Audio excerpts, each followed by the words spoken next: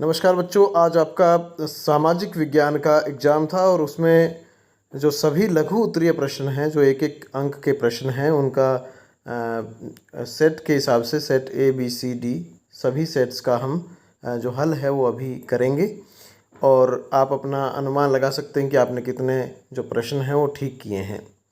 इसके अलावा कल जो वीडियो डाला गया था मेरे द्वारा, उसमें जो मोस्ट एक्सपेक्टेड क्वेश्चंस थे उसमें से लगभग 70% प्रश्न जो है वो आज देखने को मिले हैं। तो बहुत ही अच्छा लगा कि जो गैस थी वो ठीक गई और आप बच्चों को इसका बहुत फ़ायदा भी मिला।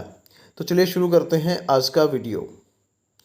आज के वीडियो में हम जो एक एक अंक के क्वेश्चंस हैं उनको हल करेंगे। सबसे पहले लेते हैं सेट ए में अभी हम एक एक अंक के जो प्रश्न हैं इनको देखेंगे। बच्चों, सबसे पहला जो क्वेश्चन है वो है फ्रेडरिक सारियू कौन था। इससे पहले जो वीडियो था जिसमें मैंने छोटे जो क्वेश्चन थे उनका जो एक PDF भी डाली थी और एक वीडियो भी डाला था जिसमें मैंने सभी छोटे जो इतिहास के क्वेश्चन थे वो मैंने आपको बताए थे। उसमें सबसे पहला यही था कि फ्रेडरिक सारियू एक फ्रांसीसी कलाकार था, तो इसका ए ऑप्शन ठीक रहेगा। असहयोग आंदोलन किस वर्ष वापस लिया गया, तो ये वर्ष था 1922, चौरी चौरा की घटना के बाद। यूरोप में सर्वप्रथम प्रिंटिंग प्रेस का आविष्कार किसने किया, तो ये व्यक्ति था गुटेनबर्ग। आगे है महात्मा गांधी दक्षिण अफ्रीका से कब लौटे, तो ये वर्ष था 2015। आगे वर्नाकुलर प्रेस एक्ट क्या था, ये एक प्रेस पर पाबंदी लगाने वाला, भारतीय प्रेस पर पाबंदी लगाने वाला अंग्रेज़ों के द्वारा लाया गया एक एक्ट था ताकि जो भारतीय अखबार है वो क्रांति से जुड़ी खबरें न छाप सके। उसके बाद ब्रुसेल्स में कौन सा समूह बहुसंख्यक है, तो ये डच वहाँ पर ज़्यादा हैं। आगे चलते हैं। आगे है चीनी उत्पादन में, ये थोड़े से पेज जो आगे पीछे हो सकते हैं, बाकी सारे जो 40 के 40 क्वेश्चन हैं इसमें आपको मिलेंगे। चीनी उत्पादन में भारत का स्थान दूसरा है। इसके अलावा स्वर्णिम चतुर्भुज योजना किससे संबंधित है, तो ये 4 जो महानगर हैं हमारे उनको जोड़ने से संबंधित है, यानी सड़क परिवहन से संबंधित है। 2 देशों के बीच होने वाला व्यापार कहलाता है अंतर्राष्ट्रीय व्यापार। ऑयल इंडिया लिमिटेड एक उपक्रम है, तो ये जो लिमिटेड उपक्रम है ये निजी क्षेत्र का नहीं है, ये सार्वजनिक क्षेत्र का उपक्रम है। ये सार्वजनिक क्षेत्र का उपक्रम है। चाय व कॉफ़ी के लिए मिट्टी, कौन सी मिट्टी सबसे उपयुक्त रहती है, तो चाय और कॉफ़ी के लिए लेटराइट जो सॉइल है वो सबसे उपयुक्त रहती है। संचार से क्या अभिप्राय है, कम्युनिकेशन से क्या अभिप्राय है, संचार के साधन आपने पढ़े होंगे। तो संचार से अभिप्राय है कि संचार का मतलब होता है जोड़ना, एक दूसरे के विचार पहुंचना, एक जगह से दूसरी जगह पर पहुंचना, ये कम्युनिकेशन है। आगे संसाधन क्या होते हैं, प्रकृति द्वारा प्रदत्त बहुत सारी वस्तुएं जो हमारे काम आती हैं, जो हमारे जीवन को आसान बनाती हैं, वो कहलाती हैं संसाधन। आगे चलते हैं। संघवाद को परिभाषित करें, तो बच्चों आप इसमें लिख सकते थे कि संघवाद एक ऐसी व्यवस्था है जिसमें शक्तियों का विभाजन होता है। एक केंद्र सरकार होती है और दूसरी राज्य सरकार होती है और इसमें शक्तियों का विकेंद्रीयकरण होता है, संघवाद। लौह अयस्क किस प्रकार का संसाधन है, तो लौह अयस्क एक लिमिटेड संसाधन है, ये नष्ट हो जाता है और उसके बाद दोबारा से इसकी पूर्ति नहीं होती, तो ये अनवीकरणीय स्रोत है। उसके बाद पंजाब में भू निम्नीकरण, आपको पता है कि पंजाब में सिंचाई बहुत अधिक होती है, इसके कारण क्या होता है कि वहाँ पर भूमि की जो उर्वरता है वो कम हो जाती है, अति सिंचाई। अगर काली मिट्टी किस राज्य में पाई जाती है, तो बिहार, हरियाणा, पंजाब में नहीं पाई जाती, गुजरात में काली मिट्टी पाई जाती है। कपास के लिए बहुत उपयुक्त होती है ये। आगे है निम्नलिखित में रोपण कृषि का उदाहरण है। रोपण कृषि व्यापक पैमाने पर की जाने वाली खेती, तो ये होती है चाय के बागान आसाम में, तो ये रोपण कृषि का उदाहरण है। आगे है निम्नलिखित में से कौन से राज्य की साक्षरता दर बहुत कम है, तो वो है बिहार। भारत में सबसे ज़्यादा रोजगार देने वाला क्षेत्र भारत में अभी तक, क्योंकि कृषि आधारित अर्थव्यवस्था है, तो जो प्राथमिक क्षेत्र है वो सबसे अधिक रोजगार देने वाला क्षेत्र है। भारत में करेंसी के नोट कौन जारी करता है, तो बच्चों ये जारी करता है भारत का जो रिजर्व बैंक है, reserve bank of India. Bank व अस्पताल संबंधित है, क्योंकि ये सेवाओं से संबंधित है इसलिए ये तृतीयक क्षेत्र में आते हैं। वैश्वीकरण से क्या अभिप्राय है, तो प्यारे बच्चों आज संचार के साधनों व तकनीक की अधिकता के कारण पूरे देशों जो वर्ल्ड है, दुनिया है, उनके देशों के बीच में दूरियां नहीं रह गई है। आपस में व्यापार बढ़ा है, आदान प्रदान बढ़ा है विचारों का, तकनीक का, तो इसे कहा जाता है वैश्वीकरण। आगे चलते हैं। इसमें श्रीलंका का राजकीय धर्म पूछा गया, तो श्रीलंका में बौद्ध धर्म के अनुयायी बहुत हैं। उसके बाद भारत के किस राज्य को संविधान के द्वारा विशेष राज्य का दर्जा दिया गया था, ये कह सकते थे, क्योंकि अभी जम्मू और कश्मीर राज्य नहीं है, लेकिन फिर भी इनमें से हरियाणा, पंजाब और राजस्थान में से कोई नहीं है, तो ये जम्मू कश्मीर आपका ठीक रहेगा। भारतीय संविधान का संरक्षक कौन है, तो भारतीय संविधान का संरक्षक माना जाता है उच्चतम न्यायालय को। भारतीय चुनाव आयोग में कितने राजकीय दल पंजीकृत है, तो ये हैं 750, 750। निम्नलिखित में से किस देश में आपके क्वेश्चंस आगे है। केंद्र शासित प्रदेश पर राज्य कौन शासन करता है, तो ये होता है केंद्र सरकार। श्रीलंका ने सिंगली भाषा को राजकीय भाषा का किस वर्ष बनाया था, तो ये अभी देख लेते हैं कि ये जो साल था ये था 1956। ठीक है, ये 1956।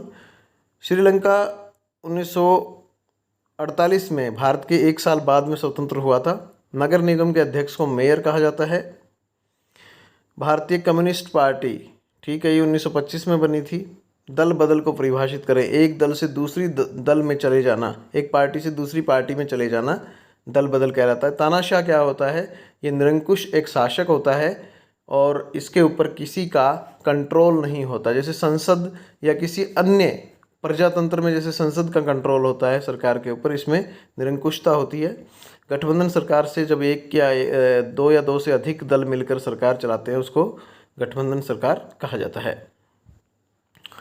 तो ये हमने पढ़ लिया था। ये है सेट, अभी हमने पढ़ा था सेट ए नहीं पढ़ा था, अभी हमने सेट डी पढ़ा था, सेट डी पढ़ा था, फ्रेडरिक सारी वाला। अब हम बात करते हैं सेट सी की। सेट सी पर चलते हैं। ये बड़े क्वेश्चंस हैं जो मैंने अभी आपको बताए थे कि लगभग 70% जो प्रश्न है वो कल दिए गए वीडियो में से आए थे। अब हम इसके छोटे क्वेश्चंस की ओर चलते हैं। ये इनका क्रम जो है वो आगे पीछे हो सकता है, जैसा कि मैंने आपको बताया। यहाँ से शुरुआत करते हैं इसकी। लिबरलिज्म शब्द में लिबर का क्या अर्थ है, तो ये आज़ाद रहेगा। जब फ्रांस छींकता है तो यूरोप को जुकाम हो जाता है, ये ड्यूक मैटरनिक ने शब्द कहे थे। आगे है गुरडेम पहाड़ियों में गुरिल्ला आंदोलन का नेता कौन था, ये था बाबा रामचंद्र। आगे है हिंद स्वराज पुस्तक के लेखक कौन थे, तो ये थे महात्मा गांधी।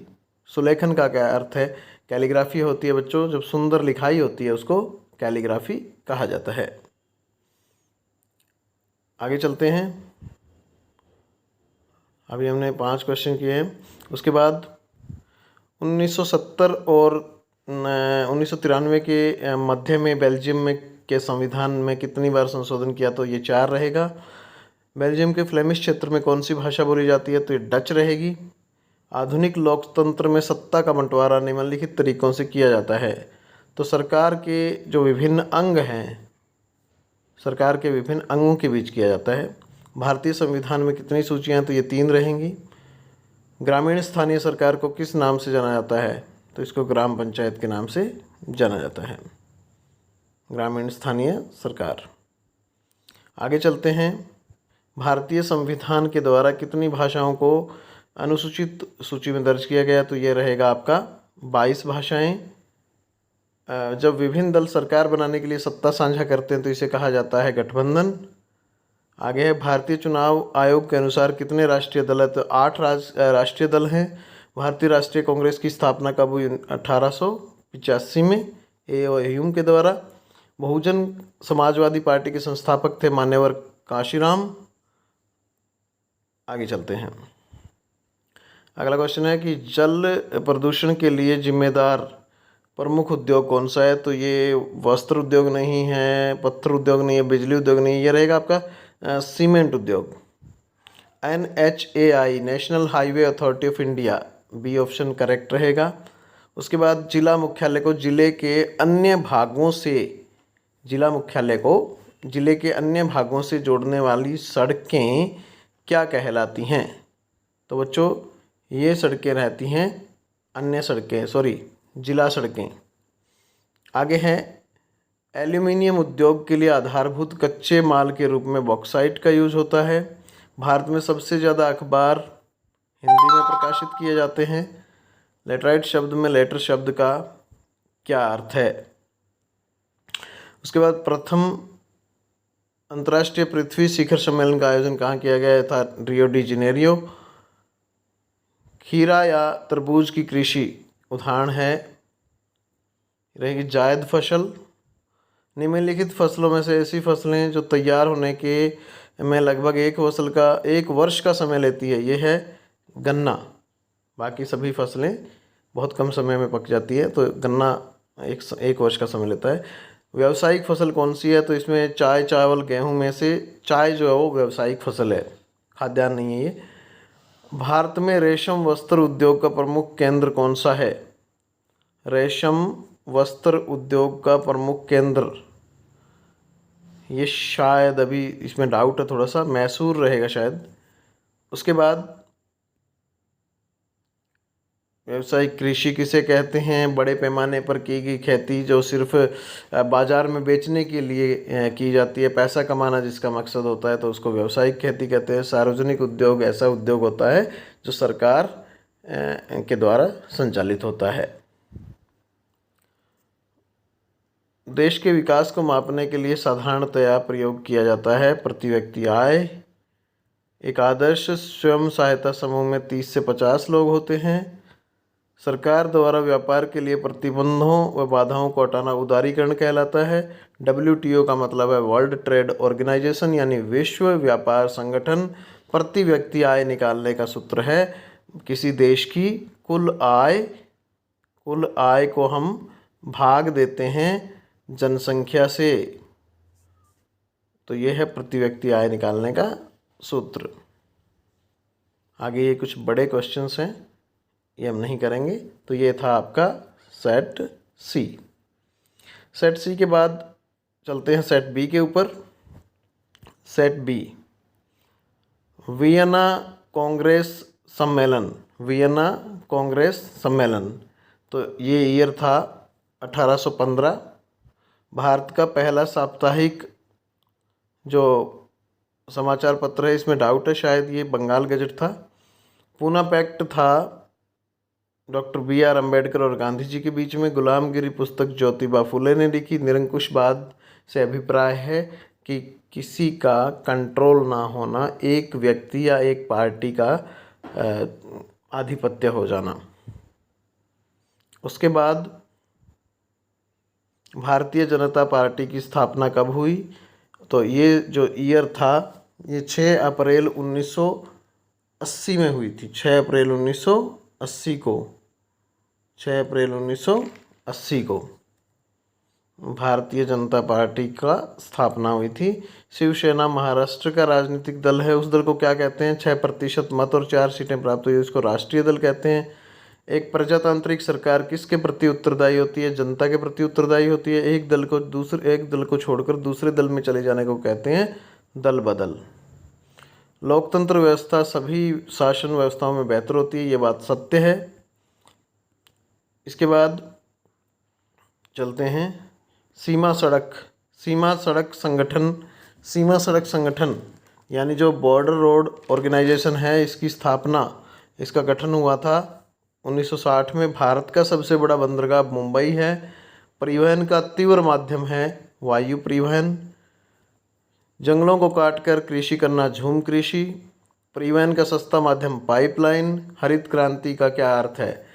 तो हरित क्रांति का मतलब है कि भारत 70 के दशक में भारत में एक ऐसी क्रांति आई थी जिसमें बहुत ज़्यादा आधारभूत उद्योग को परिभाषित करें।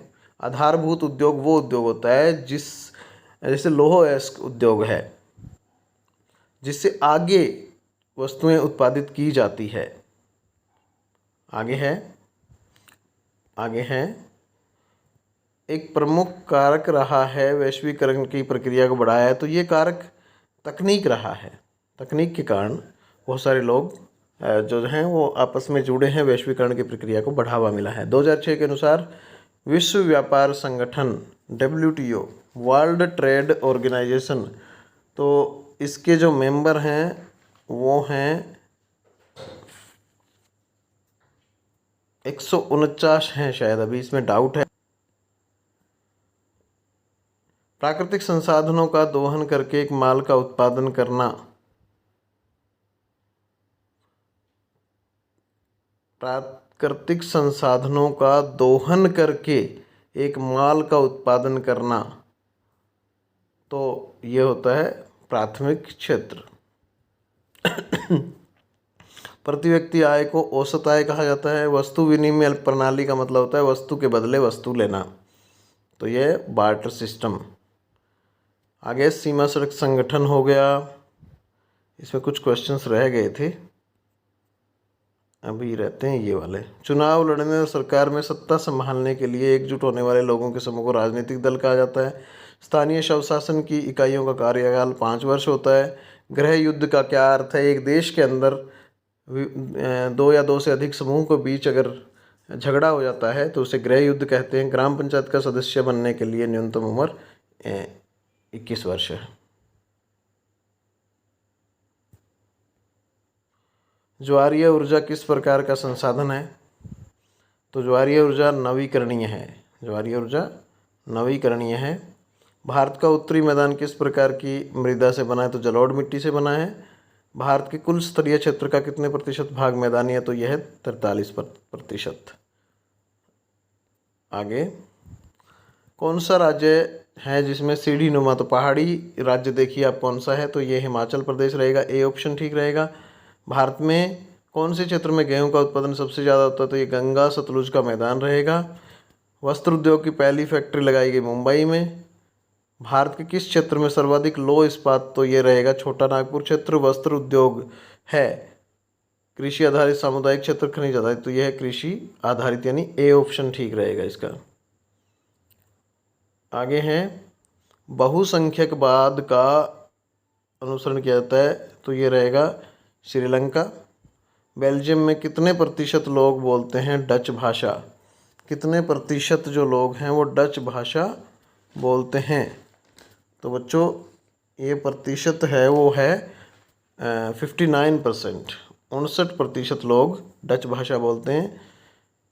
भारत में भारतीय संविधान द्वारा हिंदी भाषा को कौन सा दर्जा प्रदान किया गया? तो ये दर्जा है आधिकारिक भाषा, यानी ऑफिशियल लैंग्वेज। राष्ट्रीय भाषा हिंदी नहीं है, आधिकारिक भाषा संविधान में हिंदी को बताया गया है। कौन सा विषय संघ सूची का नहीं है? तो विदेशी मामले केंद्र सरकार देखती है, मुद्रा केंद्र सरकार देखती है, बैंकिंग देखती है, लेकिन कृषि केंद्र सरकार नहीं देखती। भारत में महिलाओं के लिए शासन के कौन से स्तर पर सीटों को आरक्षित किया गया? तो ये रहेगा स्थानीय शहरी सरकारी निकाय, स्थानीय सरकारी निकाय। तो ये थे सेट बी के कुछ क्वेश्चन। सेट बी के बाद बारी है सेट ए की। सेट ए के क्वेश्चंस को देख लेते हैं। जापान की सबसे पुरानी मुद्रित पुस्तक कौन सी है? तो जापान की सबसे पुरानी पुस्तक कौन सी है? इसको एक बार के लिए छोड़ देते हैं, शायद ये डायमंड सूत्र थी, पढ़ा है कहीं। इसको एक बार के लिए मार्क कर लेते हैं। जलियांवाला बाग हत्याकांड के लिए जनरल डायर, फ्रांसीसी क्रांति 1789, नागरिक संहिता ये कहलाती है नेपोलियन संहिता के नाम से। और चीन में मुद्रण सामग्री का प्रमुख उत्पादक कौन था? तो ये चीनी जो गणराज्य था, चीनी जो राजतंत्र था, ये सबसे बड़ा उत्पादक था। उसके बाद 1970 से 93 के बीच कितनी बार संविधान संशोधन हुआ? तो ये रहेगा आपका 4 बार। श्रीलंका की आबादी में सबसे बड़ा हिस्सा सिंघली समुदाय का। स्थानीय स्वशासी निकायों में सभी पदों में कम से कम 1/3 सीटें किसके लिए है? तो महिलाओं के लिए। निम्नलिखित देशों में से कौन सा देश साथ आकर संघ बनाने का उदाहरण है? तो ये अमेरिका रहेगा। तो ये हैं बच्चों। भारत के चुनाव आयोग में नाम पंजीकृत कराने वाले दलों की संख्या कितनी है? तो लगभग 750 से अधिक है। दुनिया के कितने देशों में संघीय शासन व्यवस्था है? दुनिया के कितने देश ऐसे हैं जिसमें संघीय शासन व्यवस्था है? तो लगभग 25 के करीब ऐसे देश हैं जिनमें संघीय शासन व्यवस्था है। सिंगली को राजभाषा का दर्जा दिया गया। तो ये ईयर जो था सिंगली भाषा को राजभाषा बनाना, सिंगली भाषा कहाँ की है ये आपको पता होना चाहिए। तो सिंगली भाषा जो है वो है श्रीलंका की, और इसको दिया गया 1956 में। भारतीय राष्ट्रीय कांग्रेस का चुनाव चिन्ह क्या है? तो आपको सभी को पता है कि हाथ का जो पंजा है। भारत ने अपने परमाणु परीक्षण कहाँ किए? तो राजस्थान के पोखरण में किए। आगे है, राजधानी ब्रुसेल्स के 80% लोग कौन सी भाषा बोलते हैं? डच बोलते हैं। जब केंद्र सरकार और राज्य सरकार से शक्तियां लेकर स्थानीय सरकारों को दी जाती है तो उसे सत्ता का विकेंद्रीकरण कहा जाता है। आगे चलते हैं। भारतीय राष्ट्रीय कांग्रेस की स्थापना आप सभी को पता है कि कितने में हुई थी? 1885 में हुई थी। भारत में किस प्रकार की दल व्यवस्था है? बहुदल। बहुदल मतलब बहुत सारी यहाँ पर पार्टीज़ हैं। स्थानीय स्वशासी निकाय में कितने पद महिलाओं के लिए आरक्षित है? तो ये है 33%। आगे, कम से कम 2 राजनीतिक दलों के गठबंधन से बनी सरकार को क्या कहा जाता है? तो ये गठबंधन की सरकार कहा जाता है। इसको कहते हैं गठबंधन की सरकार। आगे, निम्नलिखित में से किस प्रांत में सीढ़ीदार खेती? तो इसमें पहाड़ी राज्य आप देख लीजिए। पहाड़ी राज्य उत्तराखंड है। लावा से बनी मिट्टी काली मिट्टी। आगे है, निम्न में से कौन सा राज्य हजीरा विजयपुर जगदीशपुर पाइपलाइन? तो ये मध्य प्रदेश से जाती है, गुजरात से जाती है, उत्तर प्रदेश से जाती है, लेकिन एक स्टेट है जिससे नहीं जाती, तो वो है महाराष्ट्र।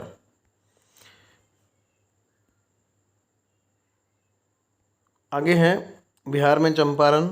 तो आप सभी को पता है, ये क्वेश्चन मैंने डाला भी था इसमें 1917 में। बिहार में चंपारण आंदोलन किसानों पर किस खेती को करने का दबाव डाला गया? तो ये खेती थी नील की खेती। कौन सी रबी फसल है? तो प्यारे बच्चों, चावल खरीफ है, मोटेरास जो खरीफ की फसलें हैं, कपास खरीफ है, लेकिन चना जो है वो रबी की फसल है। प्रथम पृथ्वी सम्मेलन ब्राज़ील में रियो डी जेनेरियो, ये याद रखना है, पहले आया भी है ये, मैंने अभी वीडियो में बताया भी आपको। कच्चे पदार्थ को मूल्यवान पदार्थ में परिवर्तित कर अधिक मात्रा में वस्तुओं के उत्पादन को क्या कहा जाता है? उसको विनिर्माण कहा जाता है बच्चों, उसको कहते हैं विनिर्माण कहते हैं।